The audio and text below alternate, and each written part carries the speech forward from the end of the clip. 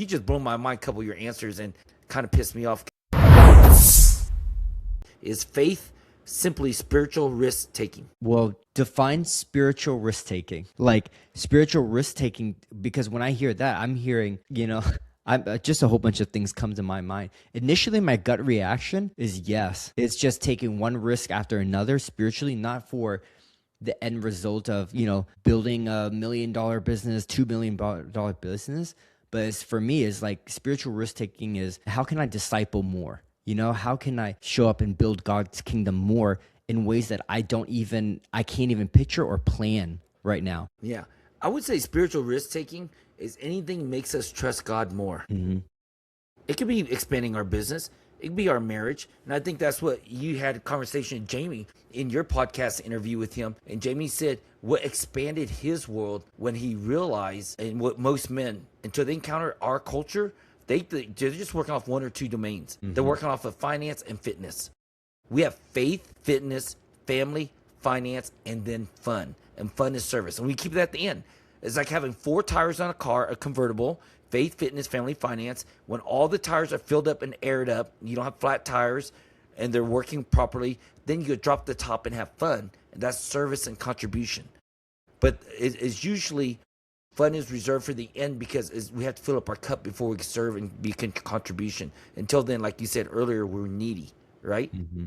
All right, so watch this. I like this question because I want to see how creative you are. You just blew my mind, a couple of your answers, and kind of pissed me off because you answered it better than I would have. Because you're like, what? You don't even start. It's not a competition to that. I know, but I'm being vulnerable. You already took the good Pokemon card. What's one dance floor every Kingsman is avoiding right now? So anybody listening that calls himself a Kingsman, bowed to the king, rise up as a king of their kingdom, and now multiply, making other disciples, any part of that journey, but they identify as a Kingsman. I submit to Jesus Christ. What's one dance floor every one of us is avoiding right now? What would you say? I would say for the majority of men that I know who would call themselves Kingsmen is giving it away to another man. Now, most of us are still waiting to be good enough, yes, be perfect, not make mistakes, not to know the Bible enough, go enough missions, whatever it is, be a Christian long enough before they disciple someone and bring someone and just walk with someone.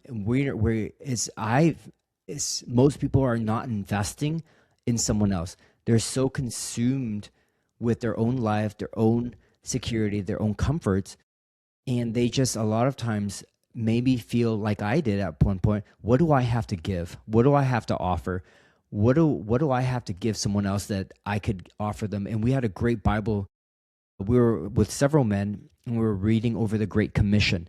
Go out and baptize everyone, the Father, Son, and the Holy Spirit.